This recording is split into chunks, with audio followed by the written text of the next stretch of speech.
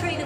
I'm the author of Vegan Ventures, Start and Grow an Ethical Business. And like Michael said, I am joined by 3 amazing vegan food entrepreneurs in Sydney.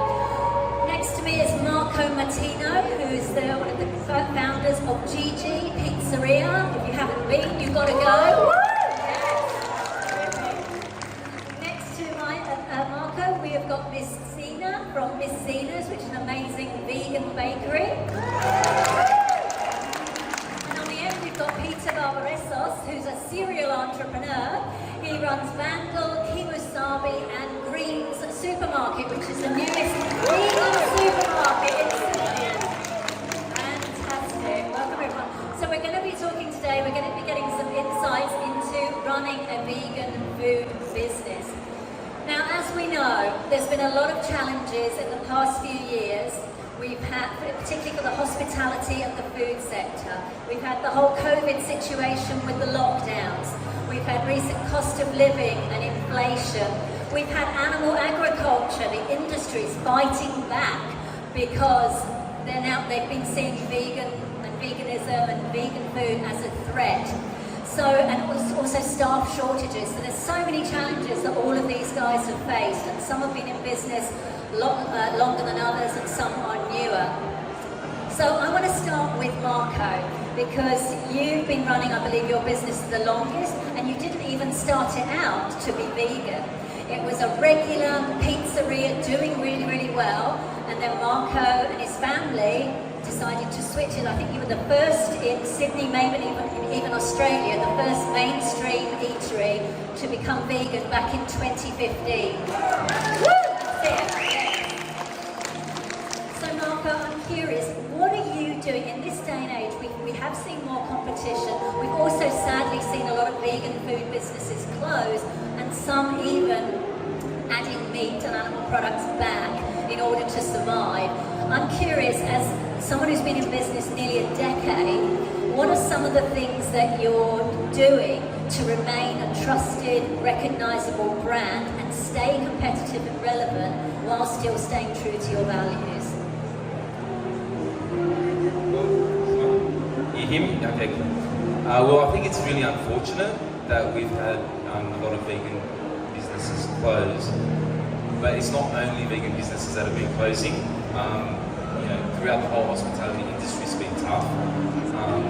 So I think that if you do have a vegan food business, or you've got plant-based items on your menu, is probably one of the best things that you can do to help your business. For those that decide to go back to having animal products on the menu, I think that that's one of the things that you've nailed, that you've got right, and that you shouldn't change, because there's so many aspects of a hospitality business. There's we mentioned many aspects, and you should be looking at all the different aspects before you jump the gun. Maybe your menu does need looking at and over, but there's many ways that you can do that without going backwards. Yeah, a good change. Yeah. And what are you doing specifically at Gigi to, as I say, kind of stay relevant and stand out, keep attracting customers? We just do what I think it's important to do in hospitality in general, which is just really work hard, and all the areas of your business that we know need to be taken care of, freshness and customer service, all that. You just have to work hard at it, day in, day out. Cool, thank you, Marco. Coming to Peter, now you run Vandal, which is a Mexican-inspired vegan eatery, Kimusabi, which is sushi-inspired, and then recently you opened a whole vegan supermarket. First of all, why? Why supermarket? Well, why not?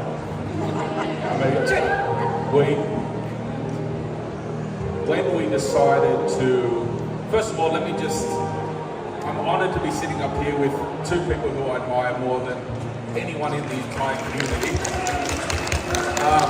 You might not know this, but Vandal was born because of Marco and the courage that he showed to open Gigi's as a vegan establishment.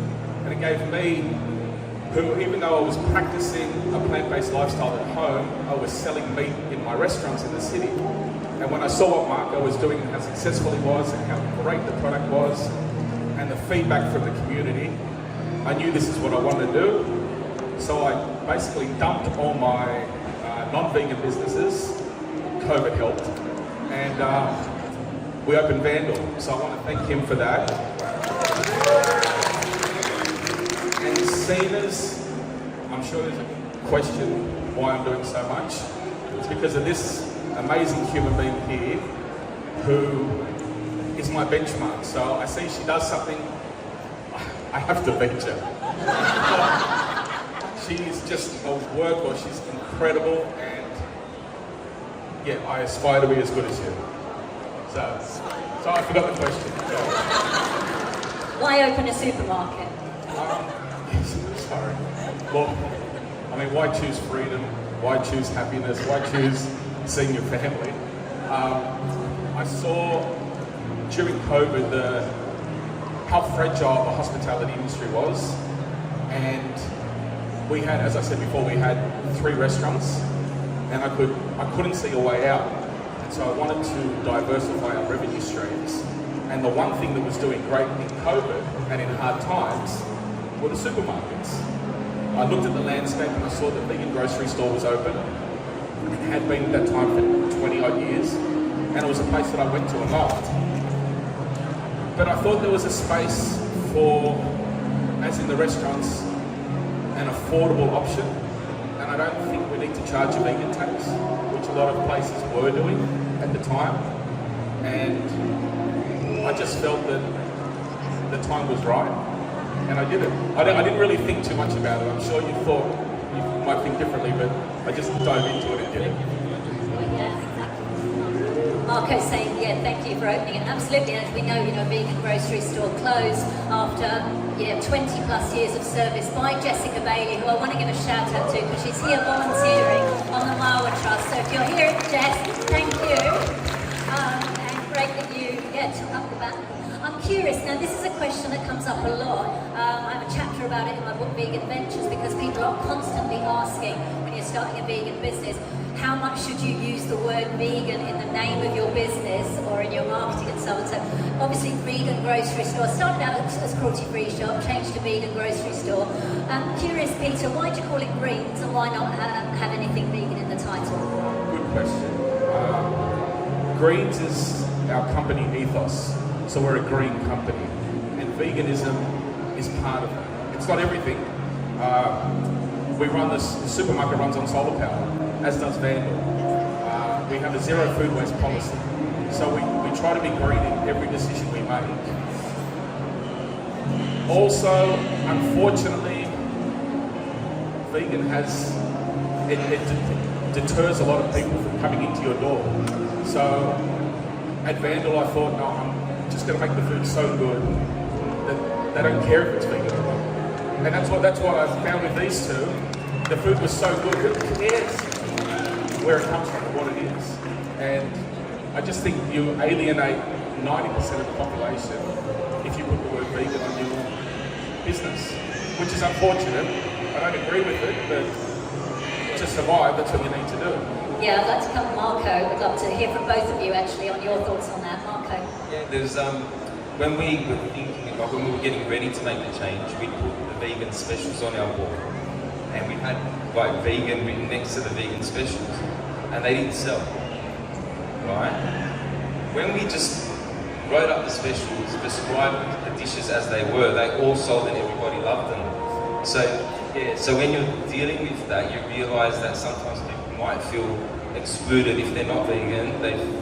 That is actually so true. It's bizarre. I've heard from a lot of people, like someone might have a market stall and they're literally giving away, they're like, would you like some free vegan chocolate? And people literally will go, oh no, I'm not vegan, I can't have it. It's like, it's for everyone, but seriously, it's like that psychology, so it makes a lot of sense.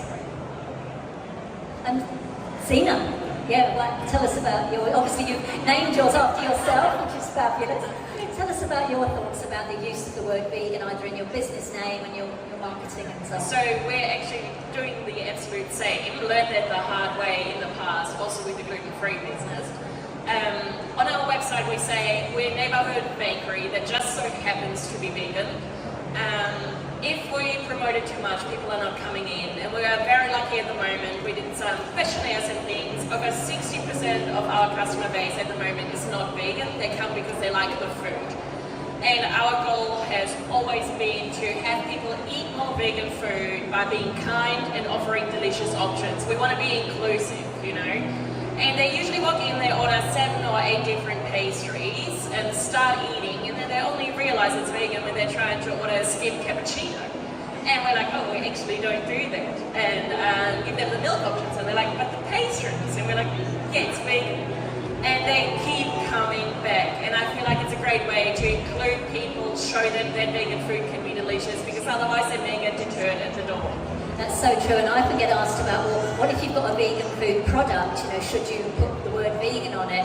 And often what the useful thing is to do is maybe don't lead with it on the front, because the vegans will find it, so turn it over, we'll look at the little icons on the back, so the vegans can find it. Same with other things like the gluten-free or suitable for diabetics, and on the front, you know, just make sure that it looks delicious and that people, yeah, want to buy it, so that makes a lot of sense.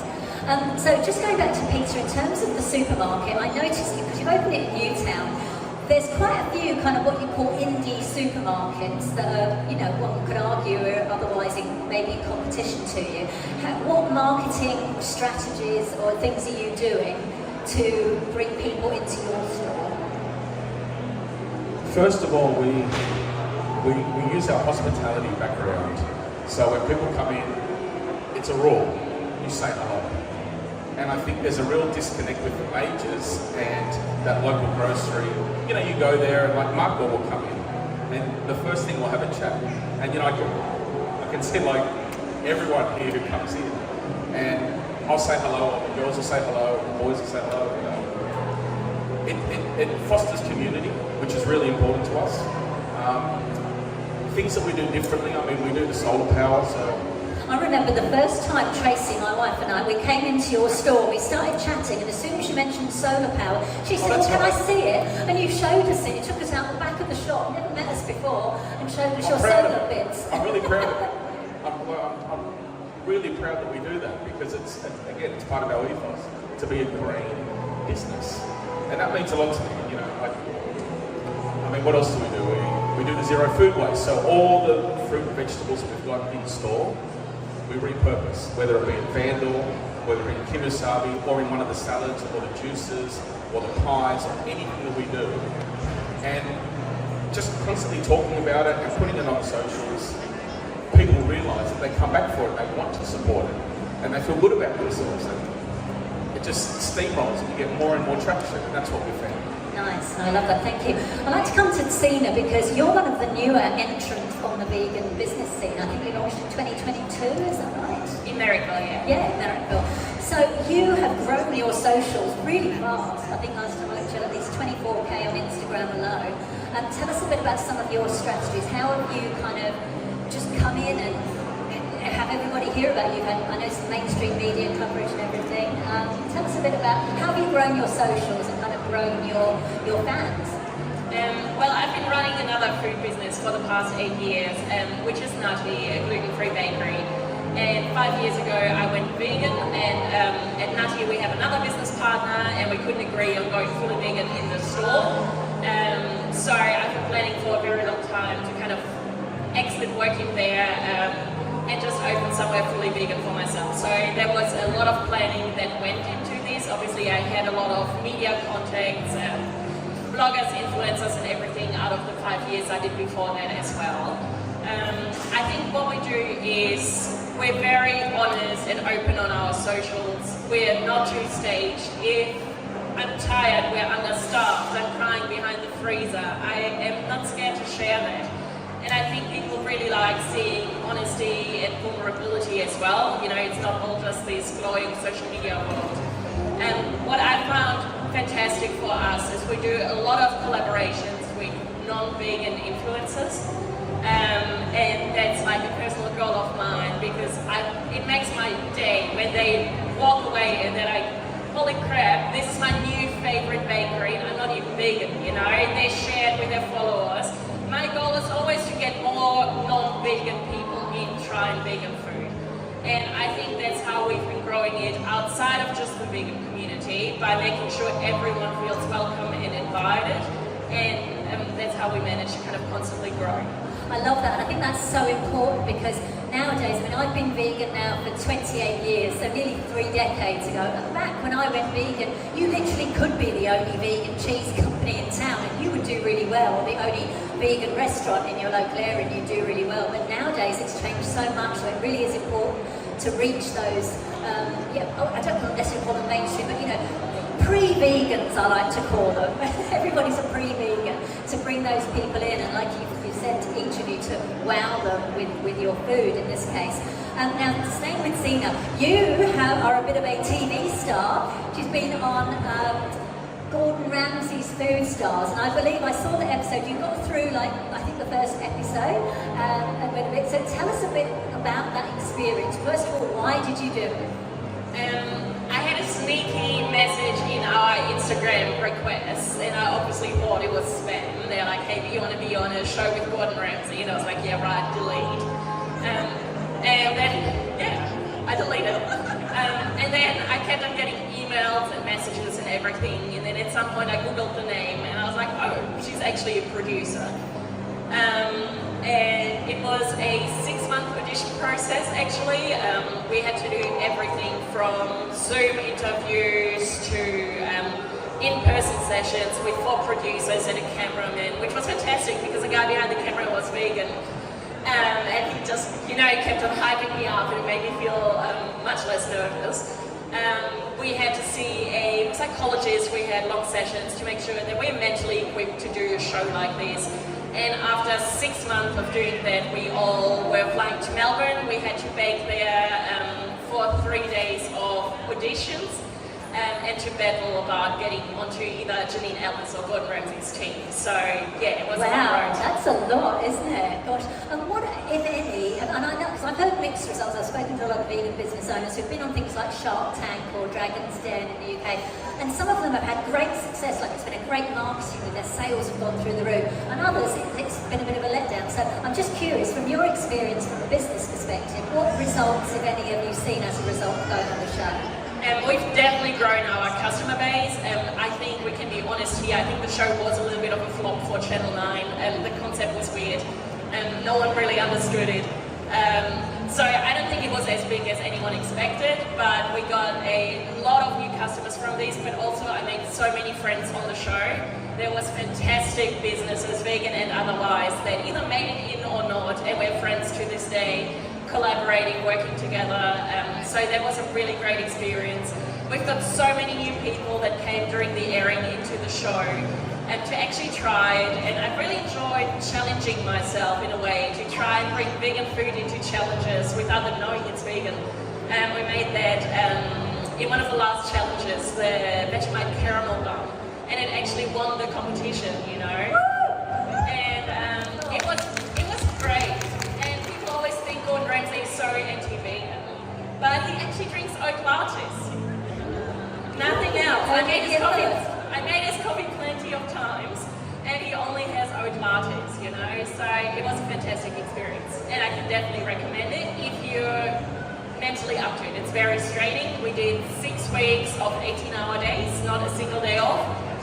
So you just have to be prepared for that.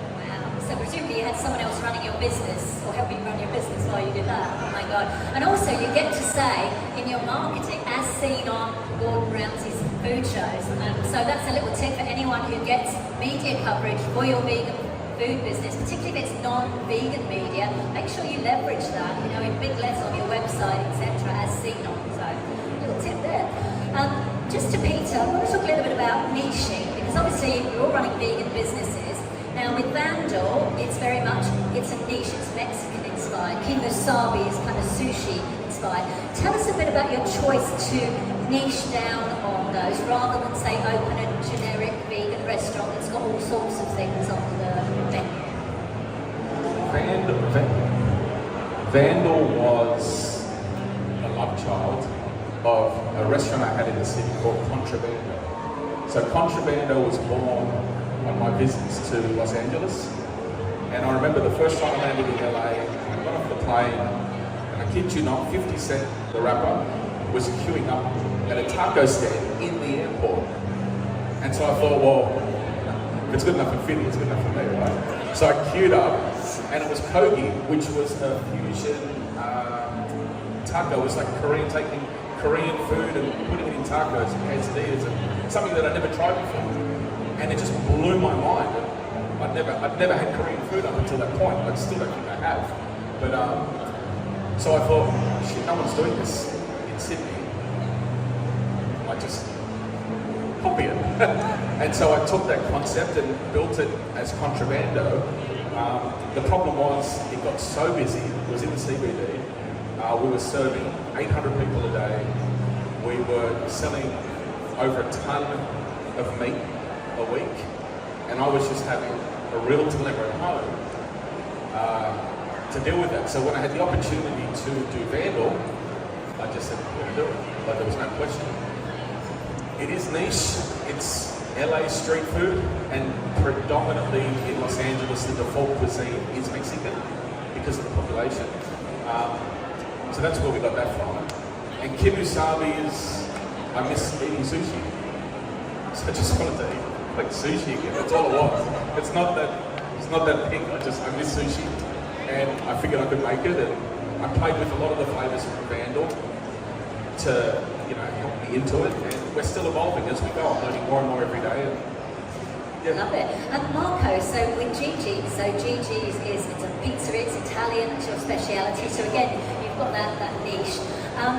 Tell us a bit about, because I know you've got your local eatery and it's in Newtown. Tell us a bit about why you've decided to stay with that model of having a local restaurant rather than, say, maybe trying to open Gigi chains across Australia and kind of massively scaling up. Because there's different types of vegan business and everyone is absolutely fine. So I'm just curious about your choice because it's a family business.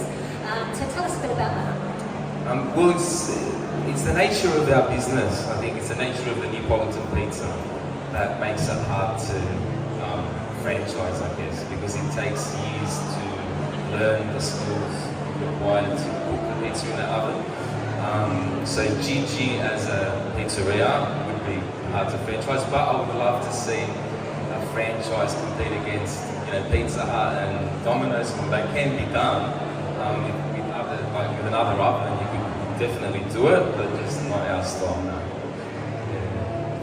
So in terms of where we're seeing some quite interesting innovations in the plant-based food space, we're seeing meat made from mushrooms, dairy products apparently about to come from watermelon seeds, which is all, kind of quite fascinating. So in terms of sort of where you're going with your businesses, let me tap into Sina. You've got the vegan bakery, you were in Surrey Hills for a while, you were in Marrickville, you've been on this big TV show. Like, what's your kind of idea for your business? Are you planning to sort of stay local, or would you be interested in, what are the opportunities, do you believe, for a business like yours to go national or franchise, etc.? Thank you so much. So it's a bit of a difficult point. We had actually signed a lease in Melbourne kind of the day before lockdowns hit. And we got locked out of the state for a while, and I'm glad that it happened on time because it would have been very difficult to manage. So our goal is definitely expansion, but in a way that we can keep our community feel as your local bakery where we know our customers, we know their needs. So Surrey Hills was a little bit too small for us. We couldn't do the full brunch menu there. It's 20 square meters. It was just very hard. So we're looking for a bigger premises at the moment so we can make sure that we have a kitchen and bakers at the actual shop. And I think there's definitely a Melbourne shop in the future, but we get a lot of franchise inquiries, and I think it would just use its soul a little bit, so that's not something we're looking at. But we've got to get the concept here, 100% right. Always prove your concept if you're starting a business. Do a market stall, see what people like, and don't overcommit too fast. I think many people try to grow too fast, and it brought them down. So we're just patient, we're taking it slow, we're making sure things are perfect. I think that's such good advice. There's a lot to be said as well for serving your local communities. I mean, obviously, yes, there's the big guys like Beyond Meat and all of those, kind of wanting to go global, and that's brilliant. But there's room for every different type of vegan business, and I think sometimes local businesses don't get kind of the praise or the recognition that they deserve. So I think that's really good advice. Just on the future of plant-based, we've seen as well, again, Animal Ag really kind of pushing back with things like, plant-based food, meats, burgers, etc. They're ultra-processed and they're really bad for you and that nonsense. Now, I'd like Marco to share a little story, because I think a lot of us, we may know Marco's story or Gigi's story. They went vegan, they turned the restaurant vegan in 2015 for ethical reasons, because they didn't like what was happening with animals. But I also learned recently, Marco, that you also were something about health really kind of tapped into something about you. And I think, was there a child or something? Tell us a story. Well, when I had discovered what I did about animal products being so bad for all of us, running the restaurant, I felt a level of responsibility for the ingredients that I chose to put on the food, because now you start to realise that what I thought was, good food, it really shouldn't even be considered food. Like, that's the way we see it now. There was one night that we got an order in, and the order was like a pata formaggio with salami on it. I'm like, oh wow, like there's nothing green on that. So I just, out of curiosity, you just want to watch who's ordered this pizza, and it gets dropped in front of like a 3-year-old little girl. And so I felt responsible for having made it and sent it, and at that point, it is something that affects our health, and because I had already been aware of it, become aware of it, then that was one of the reasons why I had to stop, because I did feel like the food that we were offering wasn't good for our customers. And just on that, I know in terms of that, and it's interesting, I'm going to pick Peter up on something he said earlier about the vegan tax. Now, it's an interesting one, because I've interviewed hundreds of vegan business owners for the book, and I had a podcast as well, and a lot of them have said that when you're an ethical business, particularly if you're being good for people, good for planet, good for the animals, often when you're trying to make something, first of all, as a small business, the cost of ingredients are typically higher because you're not able to buy in bulk like the big guys. But secondly, because you're going out of your way to find and source the right ingredients that are good for you, good for people, and better for the animals and the planet, it costs more. And obviously, in order to stay in business, you've got to make a profit, so you have to pass that cost on to the customer. And I've always, had a bit of a complaint about that, because I don't think the governments are doing enough to support small businesses in general, and let alone ethical businesses. So I'd love to just talk to you a little bit about that, because I know sometimes we hear from people within the vegan community and out about, why is it so, why is it more expensive if I go and eat here compared to, say a regular eatery? So who'd like to talk about that? Marco, would you like to say something about that? And then we'll ask the rest of the panel. Well, about going to... Just about the, the cost, like if people say, it's really expensive. If I go to Gigi, it's much more, I've got to pay much more money than if I go to Domino's, for example, or buy pizza. First of all, can we just get can we not compare Gigi's to Domino's in any world? Sorry, I'm not making a joke. I know they're totally different. I'm just saying they are pizzerias, and that's the point. Like, that's what I'm saying. It's like there is something, you're paying more for something like Gigi because it is special, and because the ethical side of it. I think that if you compare our prices to other businesses of like similar nature, then we're probably ballpark. But I think that every business has the choice to buy the ingredients that they like. So I'm pretty confident. Like, we had Lentils Anything that sadly closed, but they were a perfect example of vegan food that was made really low cost. Right? So if I choose to put Beyond Meat on the pizza because I want people out there to kind of know that that can be achieved, obviously there's going to be a price attached to that, but then you can order a marinara. And there's a lot of, that's when I was talking before about, changing the menu. You don't necessarily have to put meat on the menu. If you're looking to, provide cheaper options, then you can always cheaper ingredients. If anything, vegan food should be cheaper, but obviously the products that are out there are niche, they are special, the way that they're produced.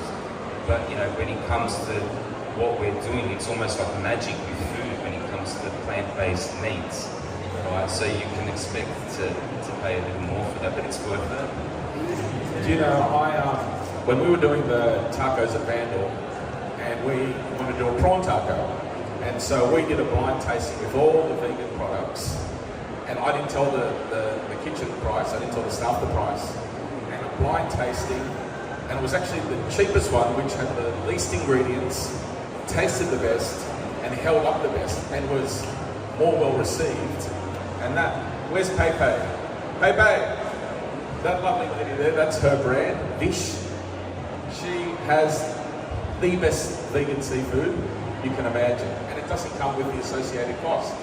So it's not always, I think it's a myth that it should be well more expensive. But Peter, what about because I've been into greens and I love it, and you've got some like international products. Now obviously there's a big cost in importing those because they are definitely higher than an equivalent kind of say chocolate or whatever. So I guess it's like Mark said, it's like maybe having that sort of balance between stuff that is maybe locally that can be more affordable, but if you're deciding to bring in or even to sell internationally, it's going to be more affordable. Unfortunately, the imported stuff is cheaper than the locally made. Wow. Yeah. Okay. That's the way it is. Well, why? That doesn't make sense. Because I know when Miyoko's Creamery first came into Australia, it was sold in Jess's store almost, 15 odd years ago, wherever it was, and it was so expensive, like for a small bit, it was super expensive, and the reasoning was because it's coming from America, there's all the import tax and stuff, so how does that make sense? Look, the importing right now, it's a scary time for vegan products coming into the country because freight has gone up, I think, 400% in the last 4 years. So when something would cost you $4 grand to bring in a container, it's 24 grand. And so there's an associated cost, and that's why we're seeing all these brands like Tofuti, what's the other ones that have disappeared? I can't think now off the top of my head, but there's so many brands that just aren't, no one's willing to take the risk to bring them in. Because you've got to outlay 40, 50 grand, and then hope that someone will pay the price with the elevated shipping fees and the taxes and all the other things that come into it. So wouldn't that make the imported products, the international products, more expensive to the customer? At the minute, well, what's happening is they're not coming into the country now, so we don't even have the option.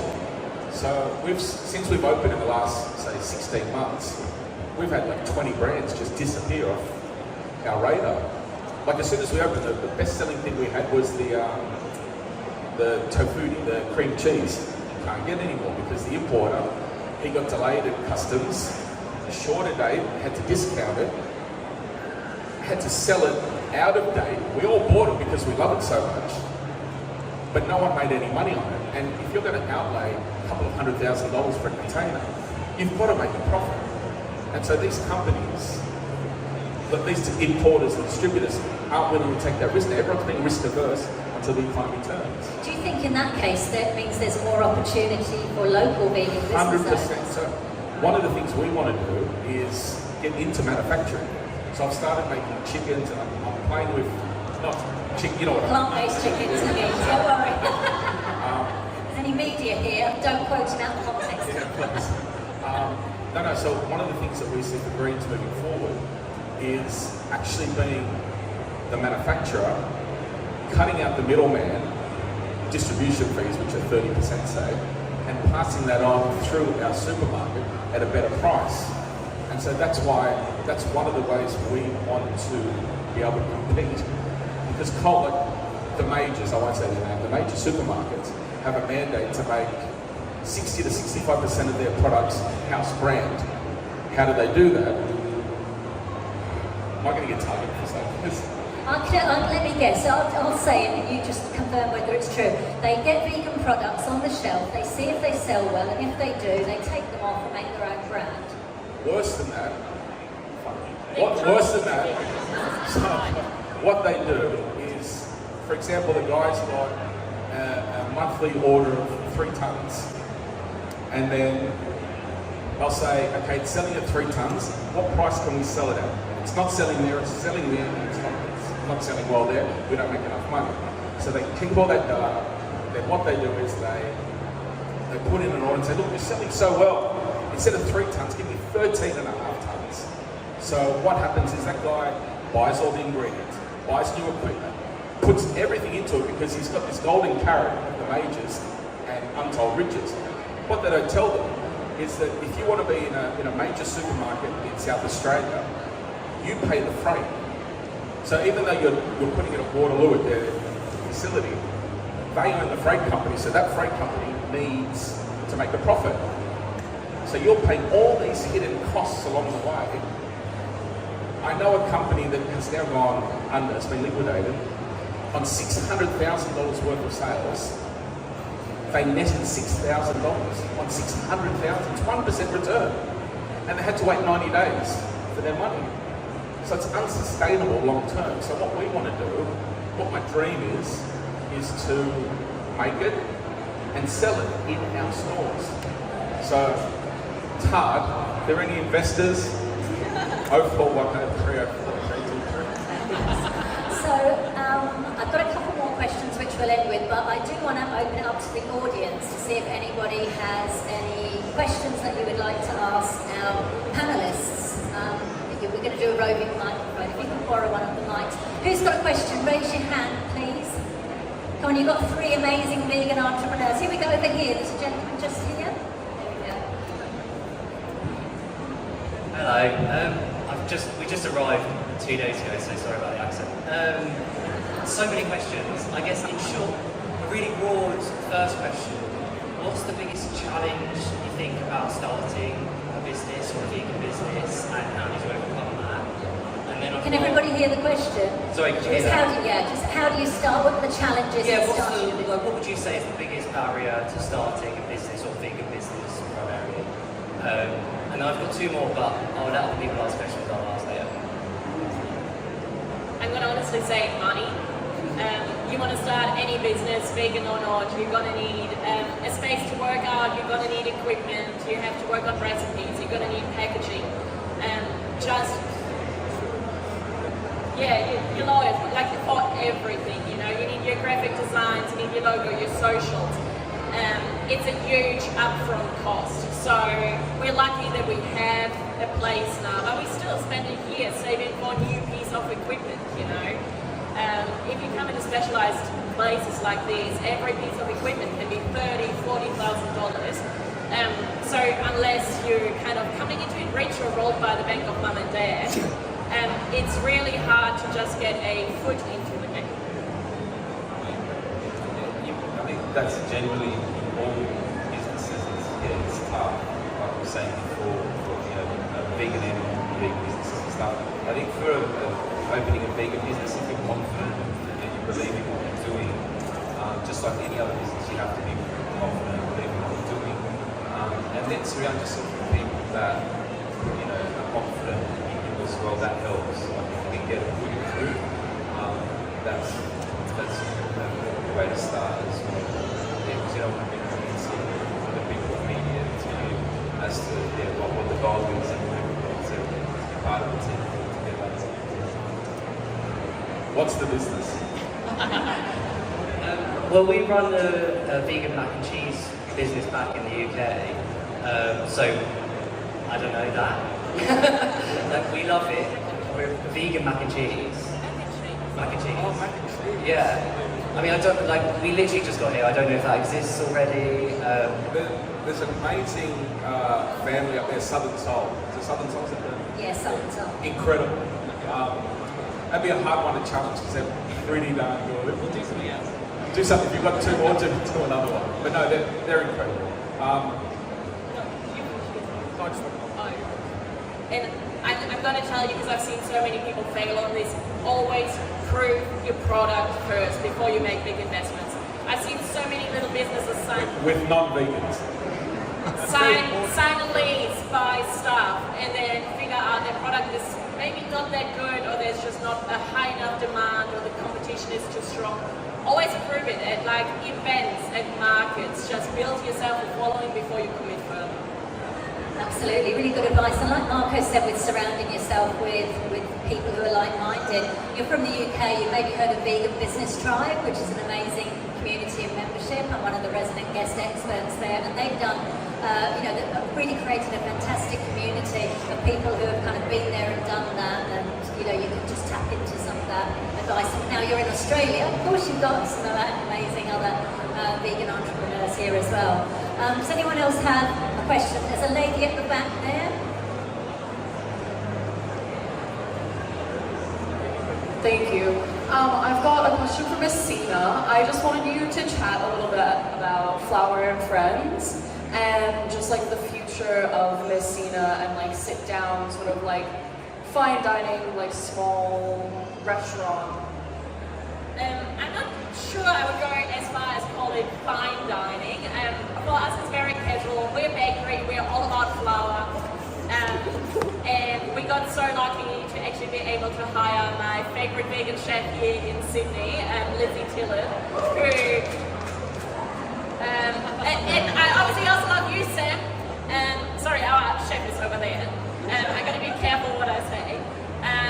But it came literally at a point where we were like, okay, cool, the economy this year is very difficult. How do we manage to make more money or profits without, having to spend too much money, and obviously using our shop at night, like we already pay the rent and everything, it's not going to change anything. So Lizzie reached out to us, and it was just a match made in heaven. It's just beautiful. We did a test run for 3 months now, it went really well, so it's going to be a permanent addition, and starting from February, you'll be able to find a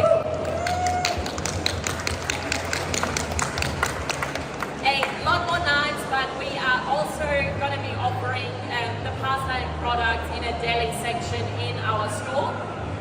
Everything is made from scratch by hand, like nothing for the dinners is bought in. And I think you can really taste that, and we're going to be very excited to be sharing more of that. So there's just going to be a short break over Christmas, and tables are still available for tonight as well as next week, which is the last weekend for this year. Fantastic. We can bring the mic back because we're going to be starting to wrap up very shortly. And I think that's a really good example of what Sina's doing. Okay, yes, she's a bakery and sells amazing goods, but also having these experiences like these dinners, which I've heard, some really good things about. Looking forward to going to one of those. I think you've got an upcoming, is it Friendsgiving one that looks, I think it was Jo Murphy, I don't know if it's Jo's here, she posted like something from last year or something. It looks so good. I was hungry when I looked at it. I was like, oh my God. So to wrap up, I'd like to have a little bit of an entertaining Q&A now. I would love to ask each of you to share with me either your biggest kitchen disaster or a really memorable moment that you've had, maybe with a customer or something like that. Let's start with Peter. I had to do catering for 800 people on a boat, and I was told that the boat would give us 10 of their staff. So I just bought myself and 2 of my senior people, and when we got to the boat, we unloaded all the stuff. There was one boy there, didn't speak English, and I don't think he'd ever used a knife before because he was trying to cut with the blunt end of a knife. And they had, I'm not kidding you, they had about 25 wait staff to serve the 800 people, and it was me. And I was dressed in a suit because I thought I was going to be a big shot on the boat. And so in my suit, I had to cook for 800 people, got it out. But the worst part was right in when we were doing the desserts. You know the canisters? You know, the whipping creams? I thought, because I don't do dessert, I've never done desserts, I've never done pastries. What they do is incredible. And when I thought if you take the gas out, the gas is off. And because I wanted to put a new flavour into it, I opened it up, and it exploded, and I covered in strawberry cream, 25 staff. No kidding, it was a disaster. And myself, I looked like the Michelin man. and we had to get out all these desserts. So they're just wiping themselves off to get the... Love it, love it. I drunk a lot. Sina. I've got a disaster happening every day, so it's hard to pick my favourite. So I'm going to tell a funny story. A few years ago, I was working front of house in one of our stores, and all of a sudden I got about 280 messages on Instagram within 5 minutes. And they all said, "Where's Billy? Is Billy still there?" And I was like, "Who's Billy?" And I kept on replying very friendly. I was like, "I'm so sorry, we have no Billy working here. But thanks for checking in." And the messages kept coming in. And I was like, "This is really odd." And then people tried calling us, like FaceTiming and everywhere. And I was like, I literally have no idea what's going on. And it turned out that Billie Eilish and her brother were in our store and posted an Instagram story. And people wouldn't let it up for days. I think I didn't turn on our socials for quite a while because I was like, I'm just trying to work. But I also had at that point no idea who she was, I have to be honest. And I was just like, that really does not work here. So there you go, you've heard it. Billie Eilish does not work at Miss Tina's, but she does love to visit. I love it. Thank you for sharing that. Marco, biggest kitchen disaster or a really memorable moment you'd like to share? Yeah, I'll share a memorable moment that I had with a customer, which was actually a pretty renowned Italian chef in the industry that used to come often to the restaurant before we'd gone plant-based. Vegan, yeah. And so I was always been making the custards at work for the cannoli. And then when I started to learn about milk issues, I could no longer really bring myself to go to the shop and buy milk. Right? So came the day that we run out of milk and it's like, I'm not doing it anymore. And as it's stated on our menu, it says, if you have any allergies, please let us know. And you know, there can be soy in a lot of products. If someone's allergic to soy, they got to tell us. So I thought, well, I'll just buy soy milk and I'll try and make the custard with soy milk. And it came out great. So I let one of the waiters know. I said, well, just if anybody complains about the custard, please let me know. It went really well. So I thought, well, I'll make a mille foglie out of the custard, with the vegan custard. And this, you know, renowned chef was coming and ordering the custard, ordering the dessert off them. And he was enjoying it, loving it, you know. And that's what pretty much gave him confidence to think, well, if I can fool him, you know, like we can pretty much, you know, make everybody happy. I love that. Does he know to this day? So, well, yeah, because then what happened was that he's come in, and when he found out that we were going to go vegan, and he said to the waiter, it was Lorenzo at the time that owns Long Fed, that he said it to him. He's like, well, if you guys go vegan, how are you going to make a beautiful dessert like this? And he's like, well, actually, that's been vegan ever since you've been eating it. So yeah, he wasn't happy. He wasn't happy. He pushed it to the side.